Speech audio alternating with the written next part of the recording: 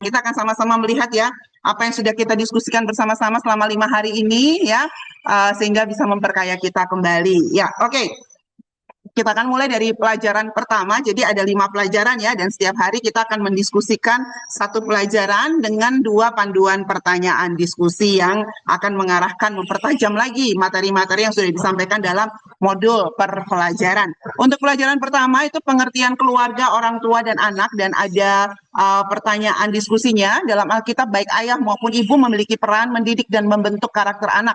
Menurut Anda, bagaimana prinsip-prinsip pendidikan iman dalam keluarga Israel ya, baik PL maupun PB dapat diterapkan dalam mendidik anak pada era digital saat ini, khususnya untuk menjaga nilai-nilai iman. Nah, peserta memberikan begitu banyak pendapat ya, dan semua menyadari bahwa dalam Alkitab, baik ayah maupun ibu itu punya tanggung jawab, dan itu sudah dipaparkan dengan sangat jelas di dalam modul gitu ya. Dan apapun yang dipaparkan dalam modul dan juga apa yang kita lihat di dalam Alkitab masih sangat relevan sampai saat ini. Peserta juga memberikan beberapa referensi-referensi ayat untuk menunjukkan hal tersebut ya.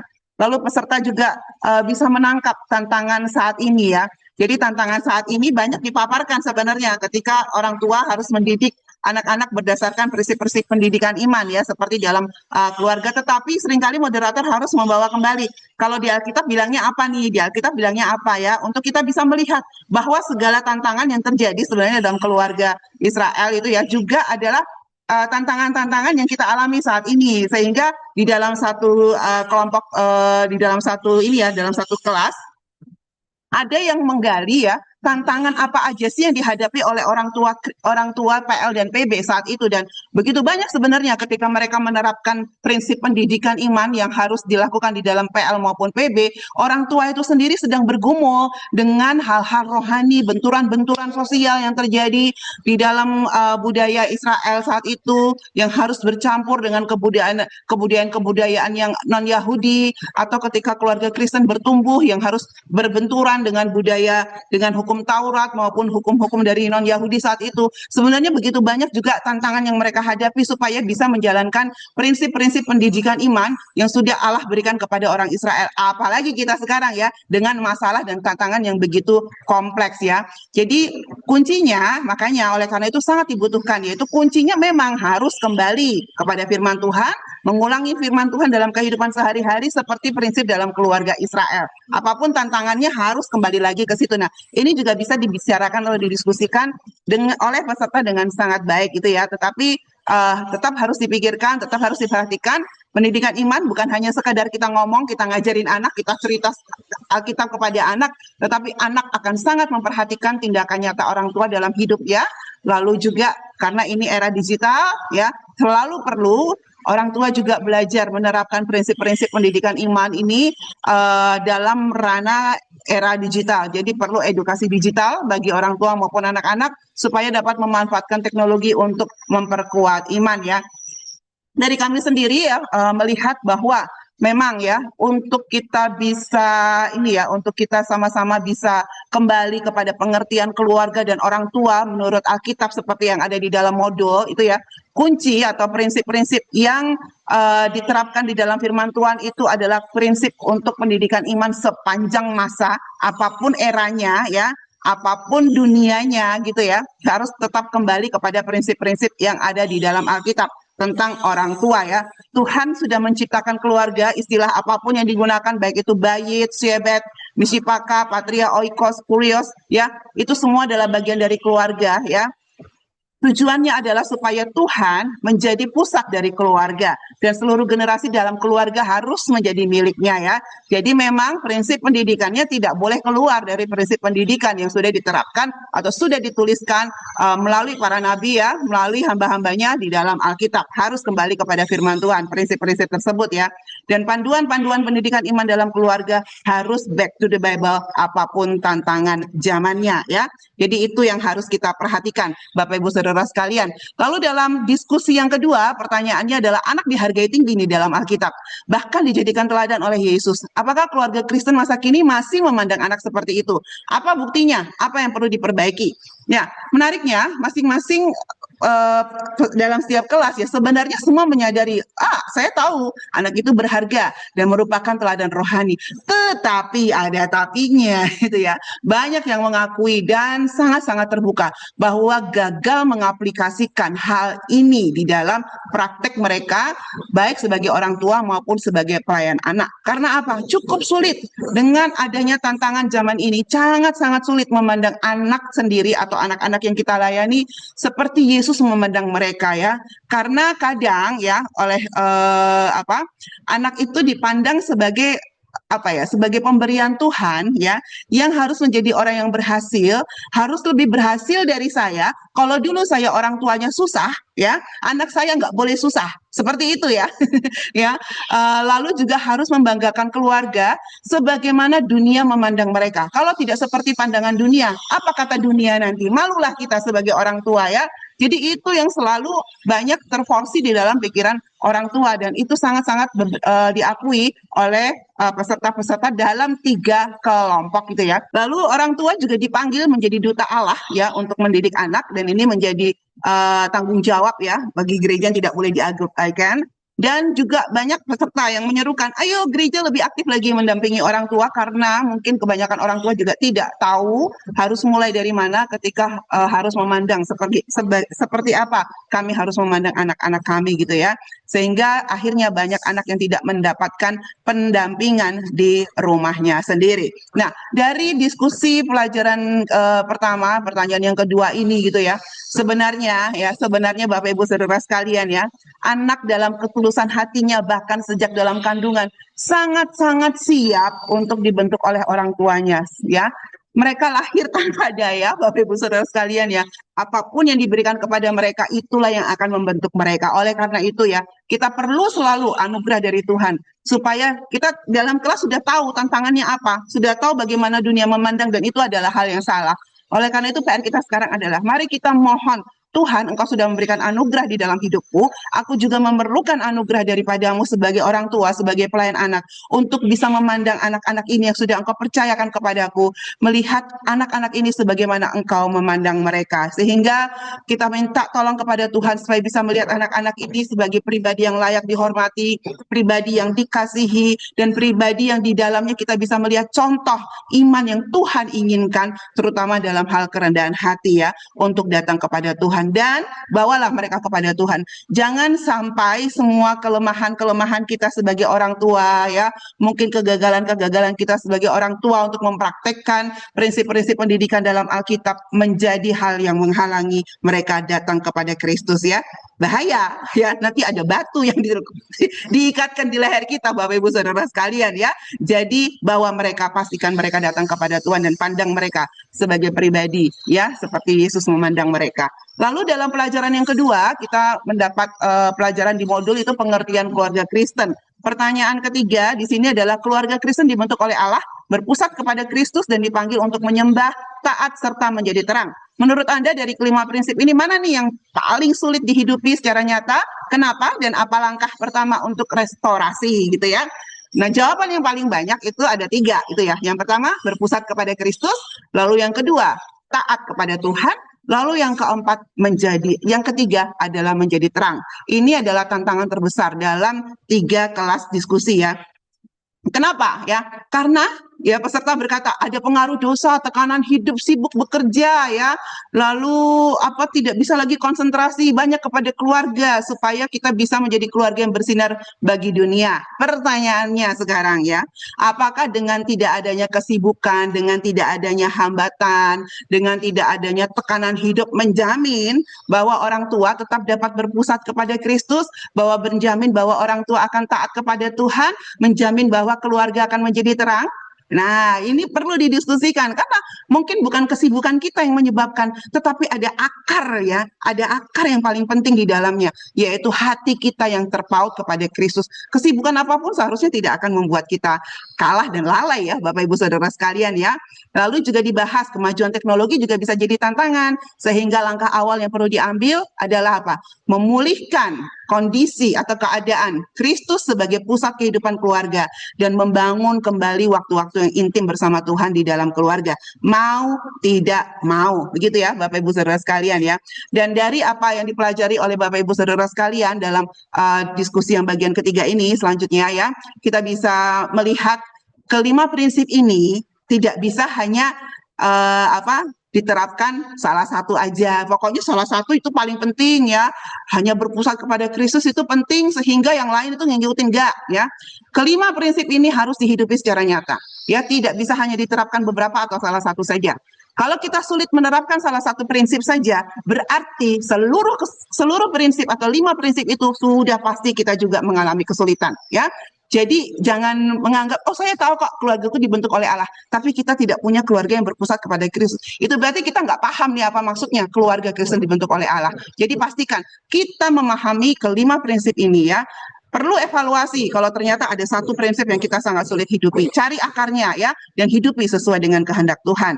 Tuhan ya seperti ada di dalam modul 2 gitu ya. Tuhan Yesus akan memampukan keluarga. Karena apa? Keluarga ini dibentuk sendiri oleh Allah.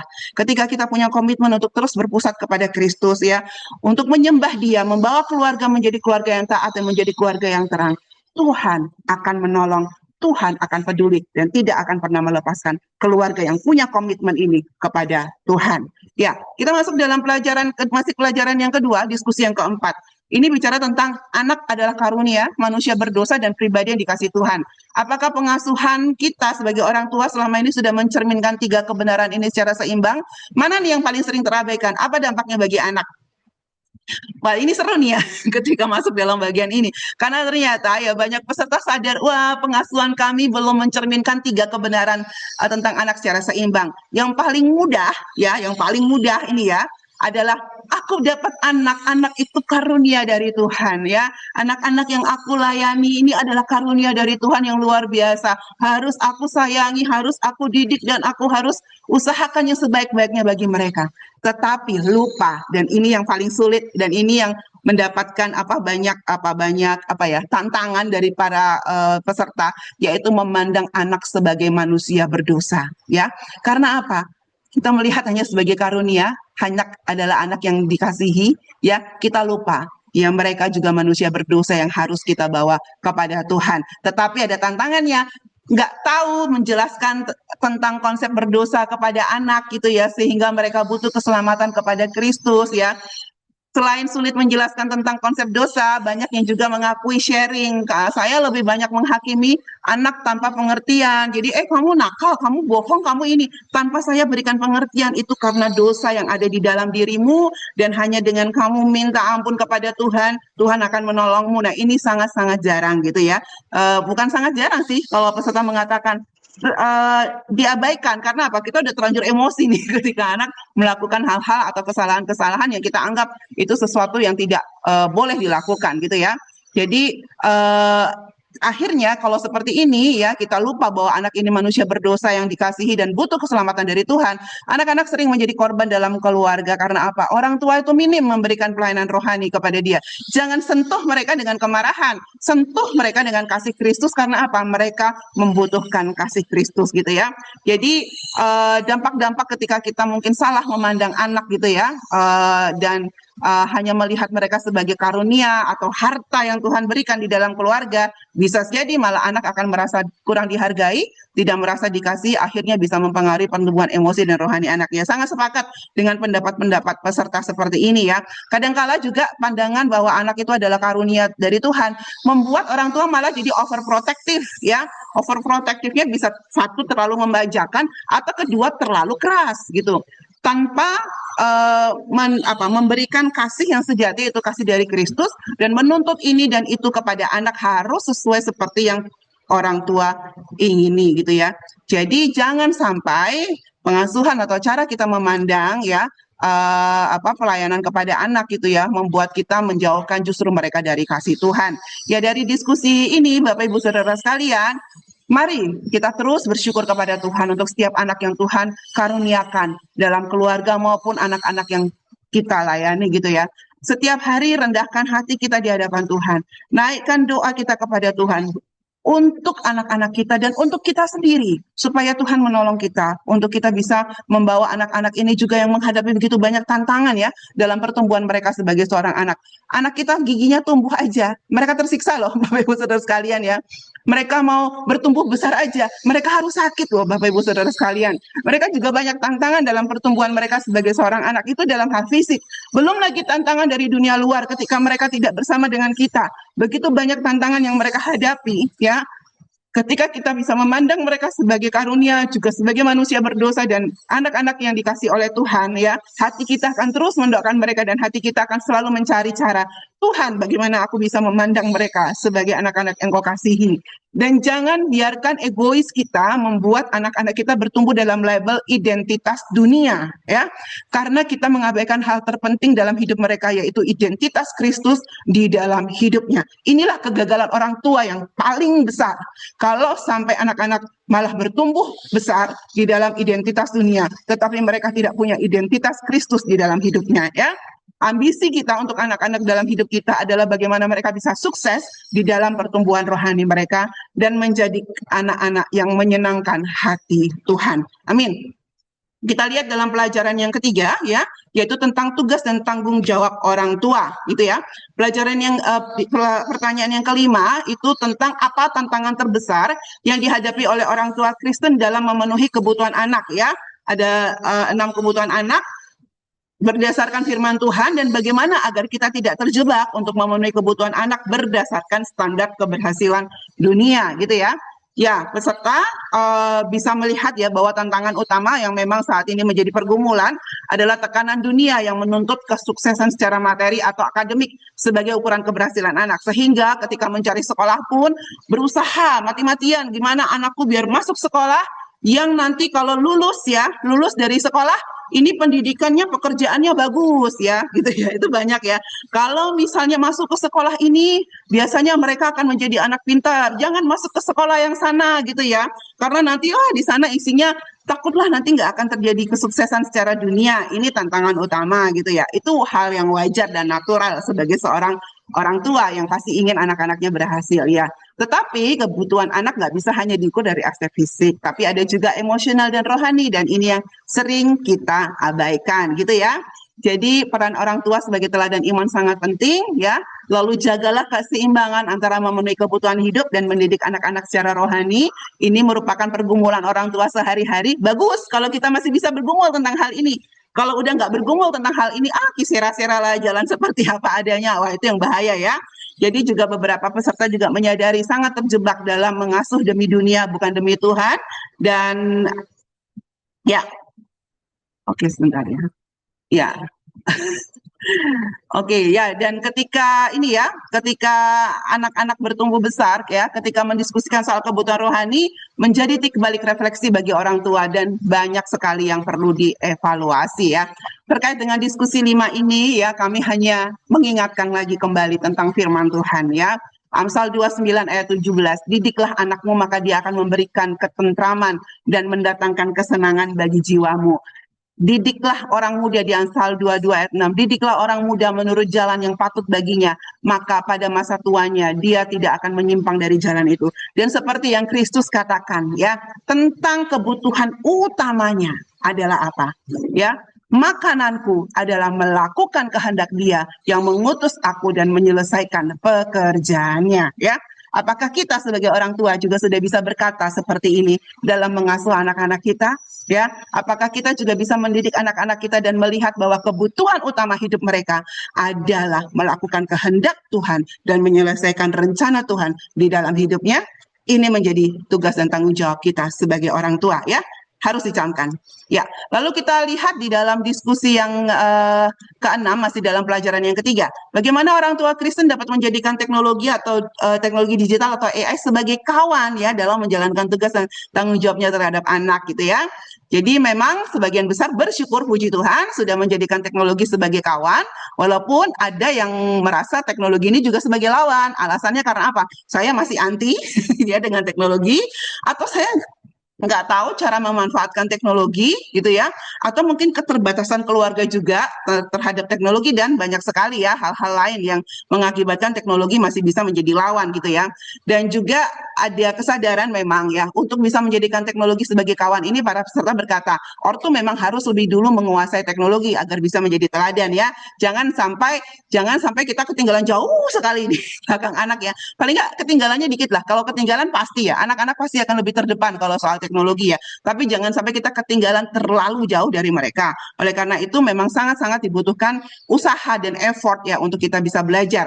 Tetapi memang peserta juga berkata teknologi hanya alat bantu, jangan sampai teknologi menggantikan peran utama orang tua untuk mendidik anak. Dan mendampingi anak dalam dunia digital bukan hanya soal kontrol, tetapi juga sentuhan langsung, kehadiran nyata bagi mereka ya, bukan hanya bicara tentang alat, karena kebanyakan peserta di kelas tuh hanya bicara tentang alat, alat, dan alat. Padahal ketika kita memanfaatkan teknologi atau untuk mendidik anak pada era digital ini kita juga bicara tentang karakter anak pada era digital, sifat mereka atau cara mereka bertumbuh berpikir sebagai seorang generasi digital. Ini juga yang perlu kita pikirkan supaya teknologi atau dunia digital ini menjadi kawan kita dalam membimbing mereka ya. Mereka tetap membutuhkan, tidak hanya membutuhkan alat, mereka juga tetap butuh komunikasi dan relasi yang terbuka atau relasi langsung gitu ya. Ada juga pemahaman bahwa orang tua harus mau belajar bersama anak ya. Terkait dengan diskusi yang keenam ini ya, dari kami sendiri melihat dan ingin terus menekankan dunia digital itu adalah dunia yang gelap, Bapak Ibu Saudara sekalian ya.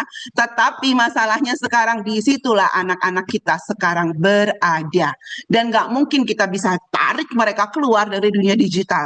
Satu-satunya cara adalah kita harus masuk kepada dunia digital itu dengan menjadikan teknologi itu sebagai kawan ya.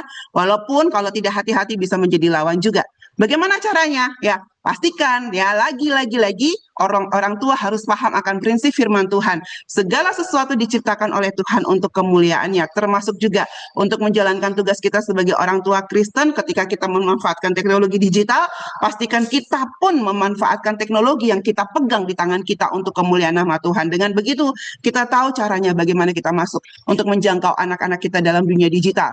Jangan menyerah Bapak Ibu Saudara sekalian, pastikan kita juga selalu up to date ya, belajar hal-hal baru, butuh ada harga yang harus dibayar memang ya, tapi jangan menyerah, terus belajar supaya kita bisa menjangkau setiap anak pada era ini untuk datang kepada Tuhan.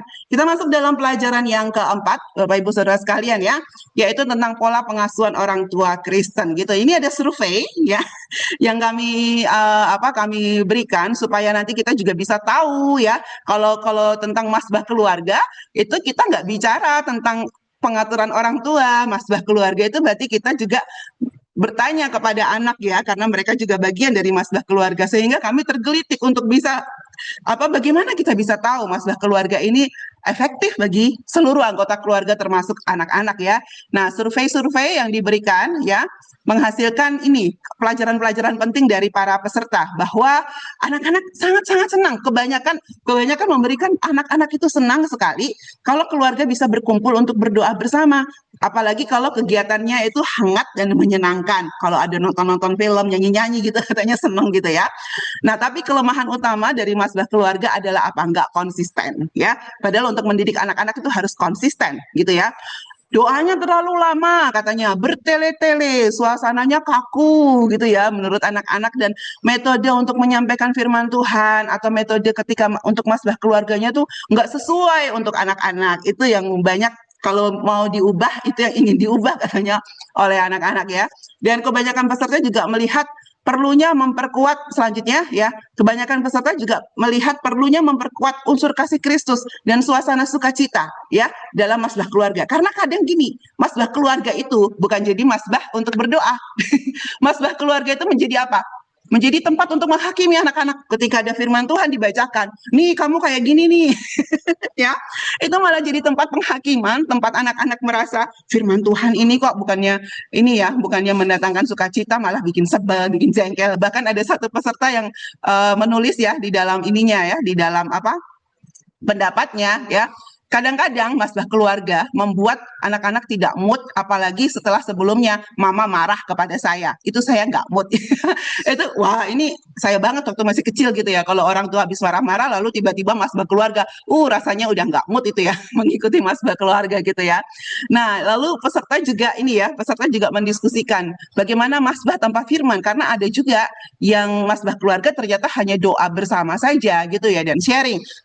Urusan untuk firman Tuhan itu dilakukan saja secara pribadi, itu karena urusan pribadi masing-masing ya. Nah, ini didiskusikan cukup intens karena memang di dalam masbah keluarga seharusnya bukan hanya berdoa ya, bukan hanya sharing, tetapi juga paling tidak kita membaca Alkitab bersama-sama. Membaca saja ya. Dulu saya masih ingat ketika saya masih kecil, orang tua tidak memaksakan diterangkan, orang tua saya pendeta, tetapi mereka tidak berkhotbah di dalam masbah keluarga ya. Baca saja Alkitab ya. Kami diberi giliran untuk membaca masing-masing 2 ayat, sudah, that's it, selesai gitu ya. Itu dalam waktu yang sangat singkat. Tapi saya tahu setelah itu orang tua saya berdua mereka sendiri belajar firman Tuhan bersama ketika kami akan masuk ke kamar untuk tidur ya. Peserta juga saling berbagi tips ya, lalu ada beberapa yang curhat karena waktu anak-anaknya kecil gampang diarahkan, tapi setelah besar beda tempat, ada yang memilih lakukan sendiri, ada juga yang nggak mau. Jadi lalu ada juga banyak yang mengusulkan platform online untuk kita bisa memulai kembali mungkin masbah keluarga yang sempat vakum ini karena perbedaan jarak dan waktu gitu ya. Jadi bisa memanfaatkan masbah masbah keluarga secara digital ya. Jadi Bapak Ibu Saudara sekalian, masbah keluarga itu penting, terlihat dari hasil survei. Anak-anak pun senang gitu ya. Tetapi pastikan sebelum kita melakukan masbah keluarga, kita bicarakan dulu dengan anak-anak. Arti pentingnya masbah keluarga ini apa? Di dalam modul pelajaran 4 sudah kami paparkan ya, pentingnya masbah keluarga ini apa bagi keluarga, terutama bagi anak ya. Kalau anak-anak itu hanya bisa melihat, belum bisa melihat kepentingan yang luas. Anak-anak harus diberitahukan kepentingan untuk dirimu, karena memang anak-anak dasarnya ketika masih kecil bertumbuh agak egois gitu ya, gitu ya. Jadi mereka harus tahu untukku tuh apa pentingnya. Nah itu tolong disampaikan kepada anak-anak supaya mereka supaya mereka juga semangat gitu ya. Kalau ada saat-saat ketika anak-anak nggak semangat atau kita orang tua juga nggak semangat untuk melakukan masbah keluarga ya, komitmen lah, jangan menyerah ya.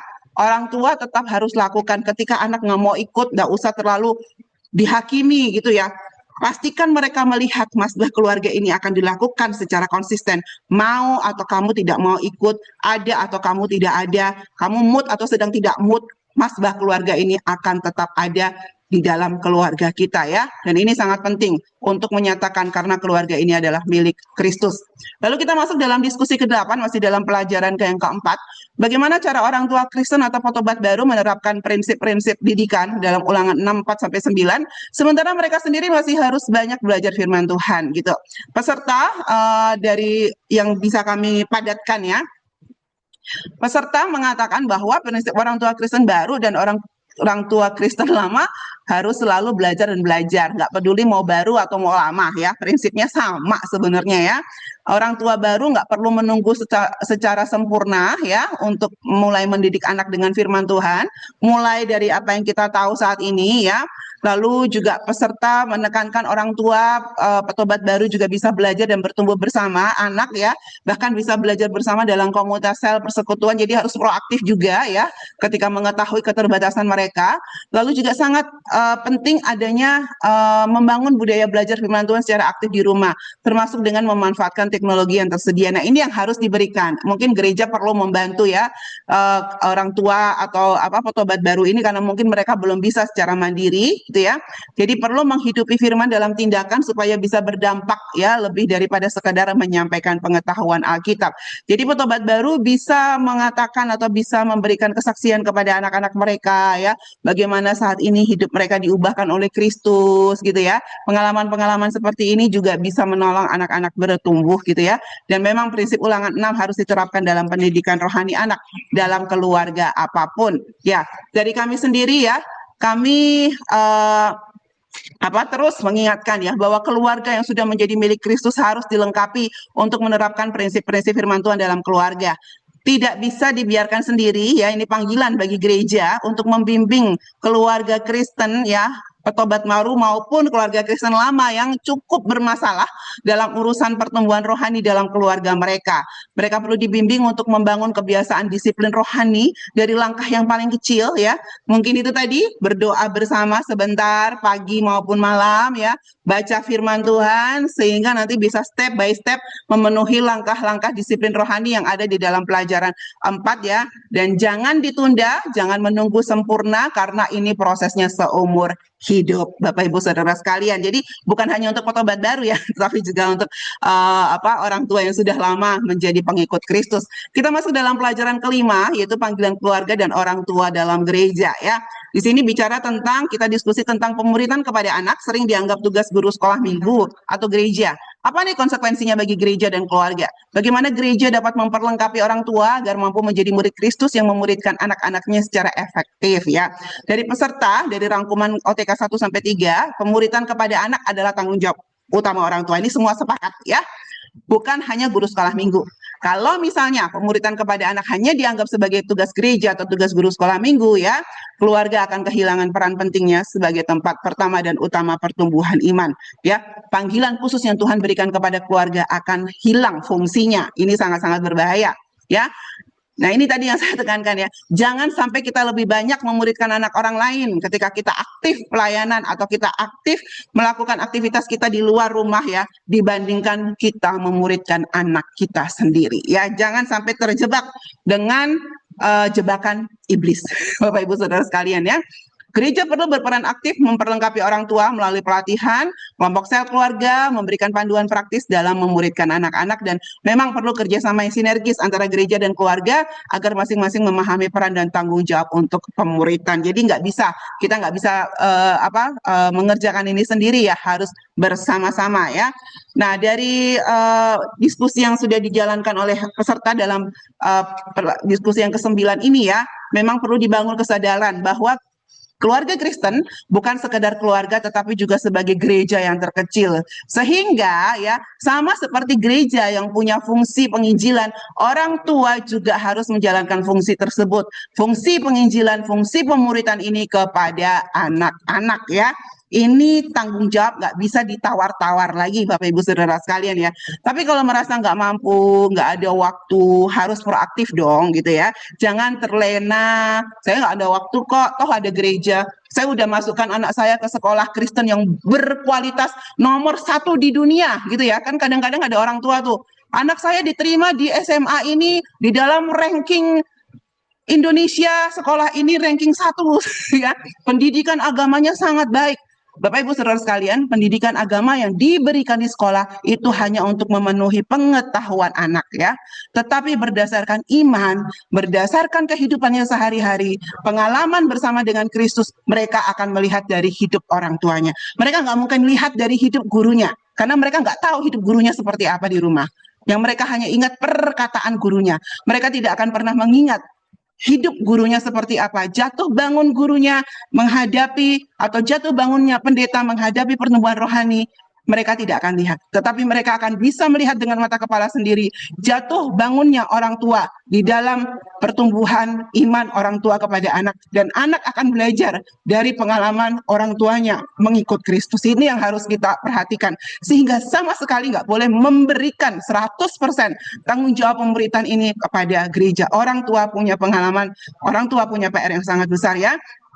Kalau nggak mampu atau nggak ada waktu, minta bimbingan kerjasama dengan gereja ya. Kita masuk dalam diskusi yang ke-10. Ini banyak banget ide-ide karena peserta kita minta untuk merancang satu program pelayanan gereja yang melibatkan seluruh anggota keluarga pada era digital ini. Bentuk pelayanan seperti apa yang akan diusulkan? Nah ini ya, jadi pokoknya harus rancang pelayanan yang relevan dengan era digital, manfaatkan teknologi ya. Usulannya banyak. Nanti ketika kami membuat rangkuman kelas gitu ya, nanti akan terlihat tuh ya ide-ide yang Bapak Ibu Saudara sekalian sudah susun ya. Dan nanti juga dari semua kelas bisa melihat ide di OTK 1, 2, dan 3 seperti apa. Tinggal pilih aja mana yang bisa kita terapkan ya dari hasil diskusi peserta gitu ya. Tetapi jangan hanya bicara tentang kegiatan ya, pastikan programnya juga ada tentang program untuk menyentuh langsung kepada keluarga, bisa dengan kunjungan dan sebagainya. Harus ada literasi digital juga dalam gereja gitu ya. Lalu juga melibatkan seluruh anggota keluarga dalam pelayanan di gereja supaya bisa membangun budaya iman yang kuat dan akan ada dampak jangka panjangnya, yaitu lahirnya keluarga-keluarga yang tidak hanya menjadi objek pelayanan gereja, tetapi justru menjadi pelayan yang aktif, siap menghadapi tantangan ajaman dengan dasar iman yang kuat. Mantap ini ya. Ini diskusi para peserta loh yang saya bacakan ya. Nah, dari kami sendiri kami bersyukur ya untuk setiap program-program yang sudah diusulkan, ada hati yang begitu luar biasa di sana. Entah mungkin bertanya kepada AI usulannya, atau juga ada beberapa yang sudah memberikan usulan yang sudah dilaksanakan atau sedang dilaksanakan di dalam gereja ya. Tetapi program apapun yang akan dilakukan dalam gereja ya pastikan bertujuan membawa keluarga kepada Tuhan. Jadi pelayanan itu bukan sekadar kegiatan atau aktivitas ya, tetapi sebagai bentuk penyembahan dan ibadah sejati kepada Tuhan. Seperti yang Yosua katakan di dalam Yosua 24 ayat 15. Akan tetapi jika kamu menganggap bahwa tidak baik melayani Tuhan, pilihlah pada hari ini kepada siapa kamu akan melayani. Ya, pilihlah ya ilah yang disembah nenek moyangmu di seberang sungai Efrat, atau ilah orang Amori yang kamu diami di negerinya. Akan tetapi Yosua berkata, aku dan seisi rumahku akan melayani Tuhan. Program apapun yang gereja buat, pastikan kita akan membawa keluarga kita melayani Tuhan. Bukan melayani dunia, bukan melayani kepentingan kita sebagai orang tua atau melayani kepentingan anak, tetapi untuk melayani Tuhan. Nah, ini masih ada waktu sedikit ya. Kemarin di kelas kelima, di kelas OTK 3, ada satu lagu nih yang dikarang sama Pak Anil Dawan. Ya, sebenarnya sudah minta revisi, tapi kayaknya belum sempat ya Pak ya, nggak apa-apa. Kita mau putarkan, ini kayaknya sebagai satu kesimpulan dari yang Pak Anil Dawan pelajari dalam pelajaran 5 ya kemarin ya, tentang bagaimana gereja dan keluarga bisa bekerja bersama-sama.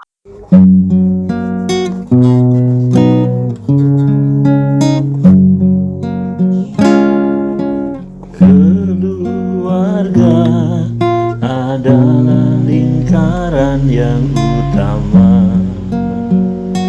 Semua papa, semua mama merajut cinta mengasuh putra putri, dan gereja adalah lingkaran yang kedua. Semua pelayan gereja bersatu berpadu, cintai anak supaya bahagia.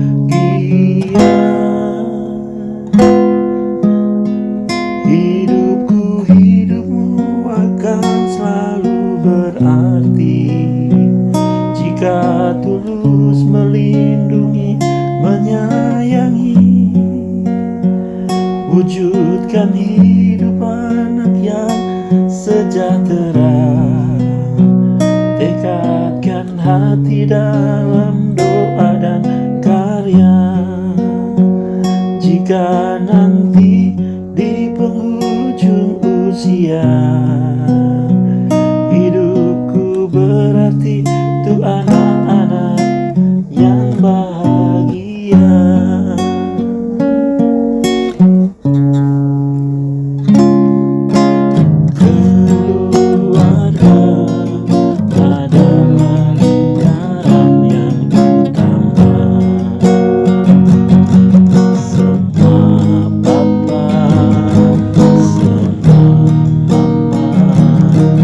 Merajut cinta mengasuh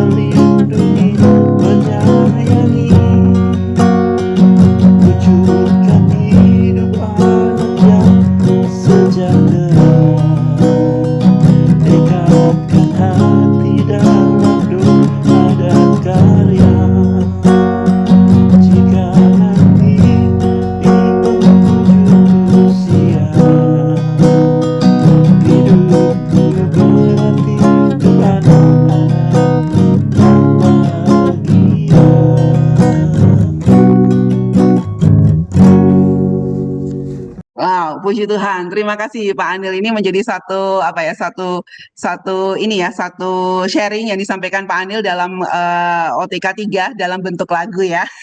Ya bersyukur dan kiranya kita semua semakin melihat kita tidak hanya membawa anak-anak punya hidup yang bahagia secara dunia, tetapi yang pasti mereka bahagia karena mereka punya Kristus di dalam hidupnya ya. Baik Bapak Ibu Saudara sekalian, sekali terima kasih banyak untuk semua sharing yang sudah dibagikan karena itu pasti menjadi mutiara-mutiara yang berharga bagi kita semua, memperkuat lagi kita dalam mungkin sudah merasa capek lelah menjalani panggilan sebagai orang tua atau pelayan anak gitu ya. Begitu Bima, lelah nggak Bim?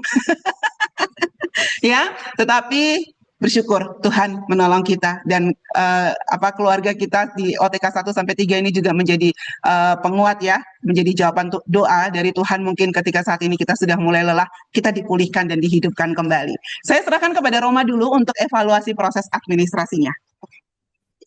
Ya, Bapak Ibu Saudara, jadi di dalam kelas kita ada 3 kelas ya yang terdiri dari 67 peserta semuanya, walaupun mungkin tidak biasanya 4 kelas gitu ya, tetapi bersyukur dari 67 peserta ini ada 60 yang masih bertahan sampai saat ini ya. Harapannya 60 ini nanti dinyatakan lulus pada hari Selasa nanti. Yang drop out ada 7 orang, memang ada beberapa yang tidak bisa bergabung sehingga tidak bisa mengikuti sampai selesai. Dan kami menyimpulkan juga dari 3 kelas yang ada, diskusi juga sangat lancar dan sangat aktif di semua kelas. Jadi bukan hanya di 1 atau 2 kelas saja, tetapi di semua kelas sangat dinamis sekali diskusinya, sangat kelihatan sekali juga yang dibagikan juga sangat bagus sekali, dan peserta baru tidak ketinggalan terlibat aktif ya, karena peserta baru juga bisa mengimbangi teman-teman yang sudah bergabung lama di kelas MLC gitu ya. Senang banget, apalagi di kelas saya ada Ibu Winnie yang sangat antusias sekali dalam diskusi gitu ya. Dan di dalam semua kelas juga banyak sekali keterbukaan, kejujuran, dan pengakuan yang dibagikan di setiap kelas hubungan dengan bagaimana kondisi keluarga saat ini, bagaimana peran dari Bapak Ibu Saudara sebagai orang tua, dan juga mungkin harapan-harapan yang dibagikan, program-program, usulan-usulan, masukan-masukan yang dibagikan untuk anak-anak mau anak-anak mereka, atau mungkin dalam pelayanan anak, baik itu untuk anak-anak yang masih kecil, anak-anak yang sudah remaja, ataupun anak-anak yang sudah dewasa gitu ya. Karena pendidikan anak bukan hanya sampai dewasa saja, bahkan anak sampai menikah pun itu masih juga dalam tanggung jawab orang tua dan juga keluarga. Sehubungan dengan referensi yang dibagikan juga sebenarnya di dalam semua diskusi tidak terlalu banyak ya referensi yang dibagikan, karena banyak pertanyaannya sehubungan dengan sharing atau juga pengalaman-pengalaman gitu ya. Tetapi memang ada beberapa juga yang share dengan AI, yang berbagi dengan AI, bahkan ada yang juga melakukan survei kemarin dengan AI gitu ya, untuk bisa mendapatkan penelaahan atau mungkin pengembangan bahan-bahan yang bisa menunjang juga bahan diskusi sehubungan dengan pertanyaan yang ada gitu ya. Tapi lagi dan lagi kami terus ingatkan bahwa AI itu bukan jadi satu referensi utama dan tidak diolah dulu, tidak dipelajari dulu, karena yang akhirnya belajar hanya AI, tapi bukan Bapak Ibu Saudara. Jadi sekali lagi harus terus bijak dalam penggunaan referensi apapun yang digunakan, termasuk juga untuk AI. Ya, mungkin ini evaluasi proses administrasi yang kami bisa sampaikan gitu ya. Jadi kami seluruh moderator, Bu Evi, Kak Bima, dan juga saya, dan juga tim admin ada Kak Mei, Kak Melisa, dan juga Ray, mengucapkan terima kasih banyak untuk seluruh komitmen Bapak Ibu Saudara, untuk semua keterbukaan Bapak Ibu Saudara di dalam kelas ini. Ini kelas praktika dan sebenarnya 2023 kemarin sudah dilangsungkan, tetapi puji Tuhan gitu ya, karena tahun ini juga bisa dilangsungkan kembali. Harapannya nanti beberapa tahun ke depannya juga masih bisa dilangsungkan untuk keluarga-keluarga baru yang bisa belajar. Dan kiranya diskusi ini juga bisa menjadi awal yang baik untuk keluarga kita juga dipulihkan di dalam Tuhan, baik dalam orang tua, anak-anak kita, dan semua yang sudah dipelajari, dibagikan juga akan dilakukan ya. Langkah itu tadi yang dalam evaluasi breakout rooms kita harapkan Bapak Ibu bisa lakukan juga untuk memulai program atau mungkin pelayanan bagi semua keluarga kita, dan Tuhan yang akan terus menolong kita, gereja yang terkecil dalam keluarga kita, sehingga kita bisa menjadi keluarga yang kuat, yang sehat, dan juga tetap menjadi terang di tengah zaman yang terus berubah. Tuhan yang akan terus melindungi dan menolong kita. Mungkin ini yang bisa kami bagikan. Terima kasih sekali lagi. Tuhan memberkati.